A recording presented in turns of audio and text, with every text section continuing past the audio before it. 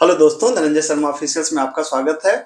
काफी दिनों से रिक्वेस्ट आ रही थी कि सर आप इतनी ढेर सारी वीडियोस बनाते हैं कि उसका लिंक मिलना ही मुश्किल हो जाता है कि कौन सी वीडियो किसके अंदर बना रहे हैं। तो मैंने सोचा क्यों ना एक डोमेन परचेज कर लिया जाए। और जब डोमेन परचेज कर लिया जाए तो मैंने कहा डोमेन का मतलब है कि एक वेबसाइट बना करके होस्ट कर दिया जाए और सारे लिंक्स को उस वेबसाइट पे डाल दिया जाए, है ना। तो उससे क्या होगा कि पता लग जाएगा कि हाँ भाई, ये प्लेलिस्ट है, इसके अंदर ये वीडियोस हैं, ये प्लेलिस्ट है, इसके अंदर ये वीडियोस हैं। तो मैंने अभी एक वेबसाइट टेम्पोररी, अभी ये परमानेंट वेबसाइट नहीं है, एक मैंने वेबसाइट बना लिया। हालांकि इसमें ज्यादातर पार्ट स्टैटिक है, लेकिन मैं आपको डायनेमिक भी समझाऊंगा कैसे होता है। तो मैंने बना लिया।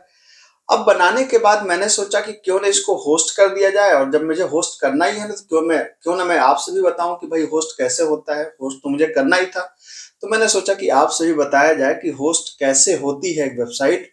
तो ये वेबसाइट है, मैंने एक डोमेन परचेज किया है dhananjayasharmaofficials.org.in।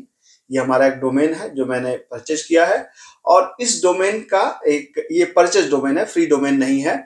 और ये जो वेबसाइट है, ये बेसिकली आपको पता होना चाहिए कि जो सर्वर होते हैं ना, वो जैसे ये पीएचपी बेस्ड वेबसाइट होगी, इसलिए चूंकि पीएचपी का सर्वर अलग होता है।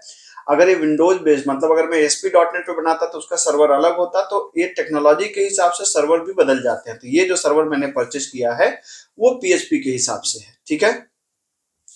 तो अब यहाँ पर क्या है कि अच्छा, एक बात और बताऊंगा, आजकल ऐसे भी सर्वर आते हैं जिसमें दोनों चीजें चलती हैं, मतलब एक ही सर्वर पे पीएचपी और माइक्रोसॉफ्ट दोनों की वेबसाइट होस्ट हो सकती है। आजकल ऐसे भी सर्वर हैं जो हाइब्रिड मोड में काम करते हैं।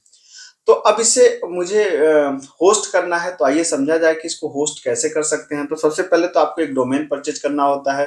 तो मैंने एक डोमेन परचेज कर लिया है, और डोमेन पे मैंने ये यूआरएल आप देख सकते हैं यहाँ पर, dhananjayasharmaofficials.org.in/2082। ये हमारा एक यूआरएल है जिसपे हमारा सी पैनल खुलेगा। तो सी पैनल वो जगह होती है जहां पे हम वेबसाइट को होस्ट करते हैं।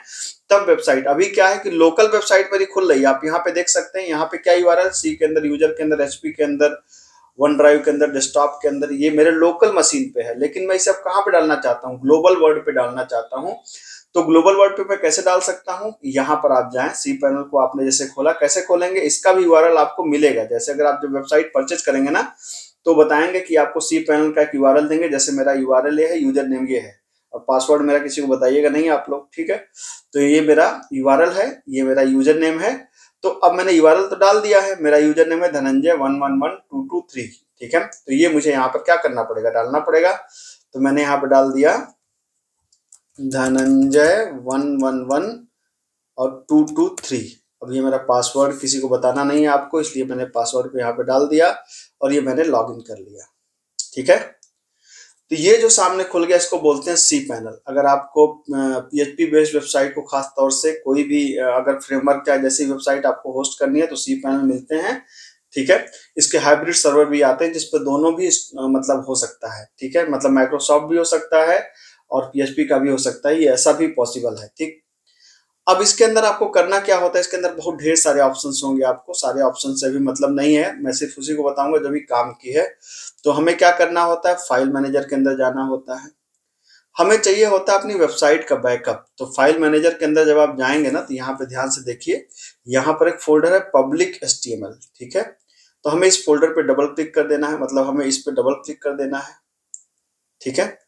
और हमें क्या कर देना है, यहाँ पर आप देख सकते हैं कि पब्लिक HTML के अंदर हमें यहाँ पर चीजों को क्या करना है, अपलोड करना है।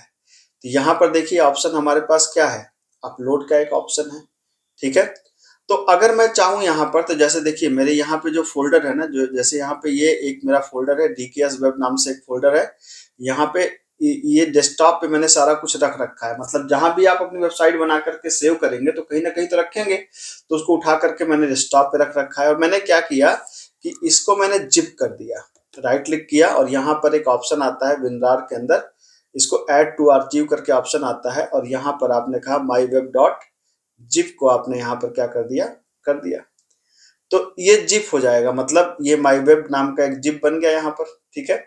अब मैंने इसका पाथ यहाँ से कॉपी कर लिया और क्या किया कि मुझे इसको होस्ट करना है। तो यहाँ पर गया मैंने कहा अपलोड, और अपलोड करने के बाद मैं यहाँ पे गया उस पर्टिकुलर फाइल पे, और सिर्फ उस पर्टिकुलर फाइल को DKS वेब के अंदर माई वेब के अंदर मैंने एक जिप फाइल बनाया था, आप देख सकते हैं यहाँ पर स्टार डॉट जिप करेंगे तो आपको दिख जाएगी, माई वेब नाम से है। आप इसको उठाइए और आपने कर दिया ओपन। ठीक है, ऐसे क्या है, मैंने जिप क्यों किया, अगर मैं जिप नहीं करता तो मुझे एक एक फाइल को उठाकर अपलोड करना पड़ता, तो टाइम लगता है। जिप करने का मतलब है कि एक ही बार में पूरा का पूरा क्या हो जाएगा, ये अपलोड हो जाएगा। ये मैंने इसको सेलेक्ट कर दिया, नहीं अब तो ये हो गया, और ये देखिए 100% ये कह रहा है कि अपलोड हो गया। ठीक, कोई दिक्कत नहीं है। तो पब्लिक यहाँ पे देख सकते हैं, माई जिप यहाँ पर आपके पास दिख रही है। अब यहाँ पर देखिए कि एक ऑप्शन आता है एक्सट्रैक्ट का। ठीक है, वो कहाँ पर ऑप्शन दिख रहा है आपके पास, यहाँ पर जरा राइट क्लिक करते हैं, यहाँ पर एक ऑप्शन है एक्सट्रैक्ट का, इस पे हमने क्लिक कर दिया और एक्सट्रैक्ट फाइल्स पे क्लिक कर दिया मैंने। ठीक है, तो ये सारी फाइलें जो मैंने बनाया था क्लोज, ये देखिए जैसे मैंने किया तो सारी फाइलें मेरी यहाँ पर क्या हो गई, एक्सट्रैक्ट हो गई।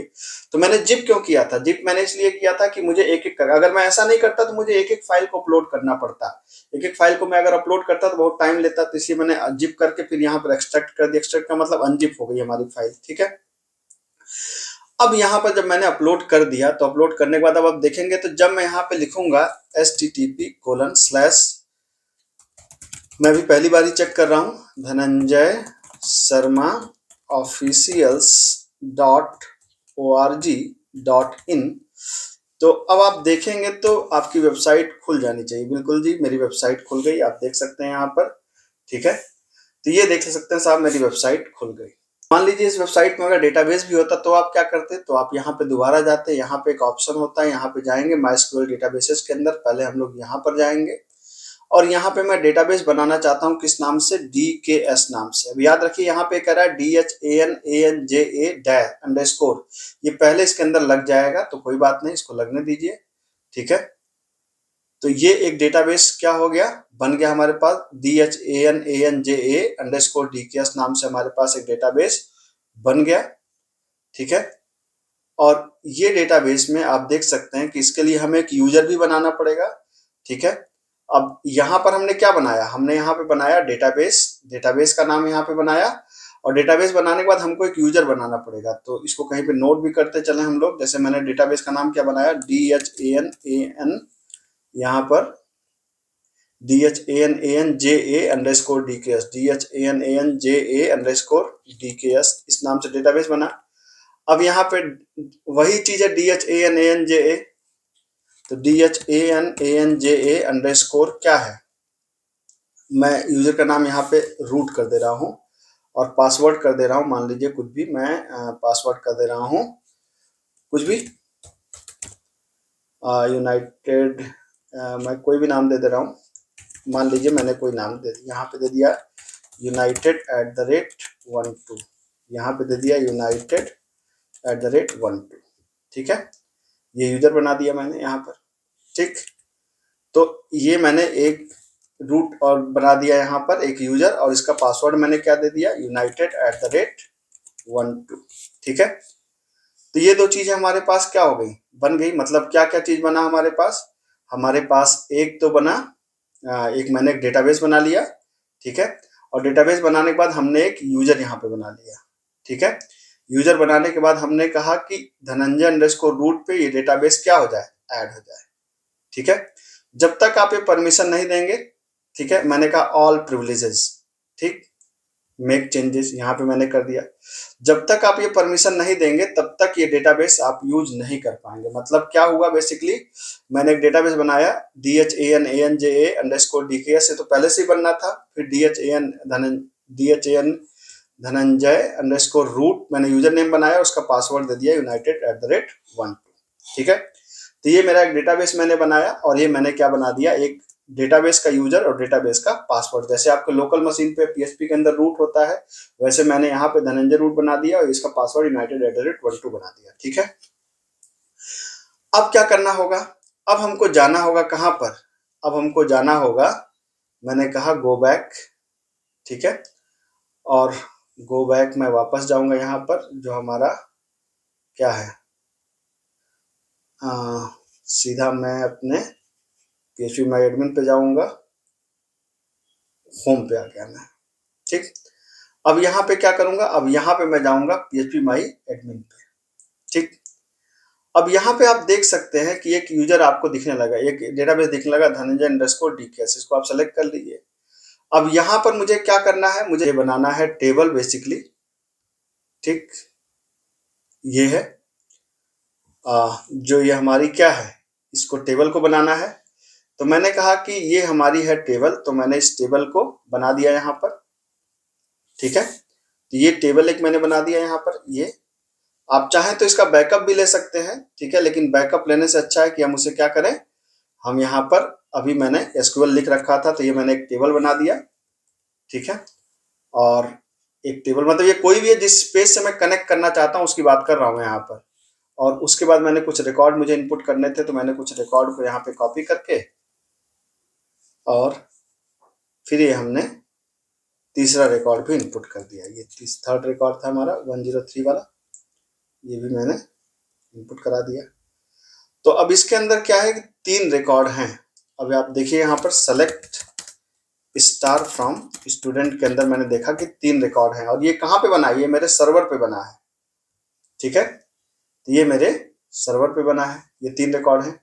लेकिन अब मैं इसको चाहता हूं कि ये कहाँ से दिखे, ये मेरे से दिखे मेरे जब मैं किसी डेटाबेस की फाइल, जैसे मैंने एक फाइल यहाँ पे बना रखी है db1.php, इस पे राइट क्लिक करते हैं और इसको एडिट कर लेते हैं, ठीक है।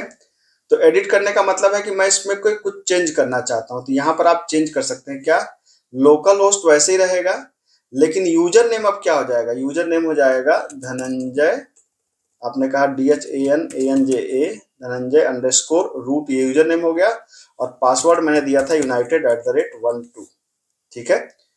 और उसी तरीके से ये डेटाबेस है, लोकल होस्ट है धनंजय रूट, ये हो गया, ये यूजर नेम है। और डेटाबेस का नाम क्या था, डेटाबेस का नाम है DHANANJAY_JA_DKS। तो ये जो आपने लोकल मशीन पे जो 2 फाइलें बनाई हैं, जो रूट फाइल और आपने ये बनाया है, इसको यहाँ पर जाकर के आपको चेंज करना पड़ेगा, ठीक है।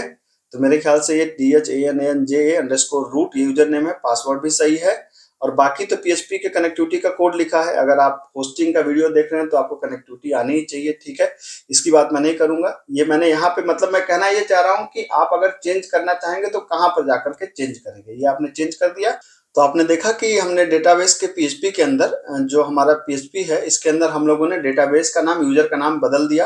अब इसको अगर आप देखना चाहें कि ये काम कर रहा है कि नहीं कर रहा है, तो यहाँ पर जाएं, और यहाँ पर अभी तो मैंने कोई कनेक्शन तो दिया नहीं है, मतलब लिंक दिया नहीं है, तो सिंपल /db1.php करके अगर आप इनपुट करेंगे तो यहाँ पर डेटाबेस का रिकॉर्ड दिख जाएगा। आपको पता है कि ये वही रिकॉर्ड है जो रिकॉर्ड आपने यहाँ पर अभी थोड़ी देर पहले यहाँ पे आपने दिया था, ये रिकॉर्ड। तो इसका मतलब ये हुआ कि हमारा डेटाबेस प्रॉपर काम कर रहा है।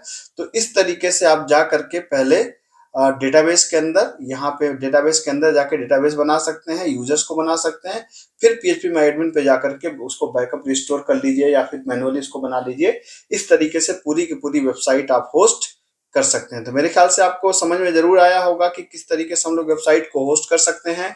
और अगर कंटेंट पसंद आए तो चैनल को सब्सक्राइब करिए, और हाँ, रंजय शर्मा ऑफिशियल्स को टाइम टू टाइम देखते रहिए।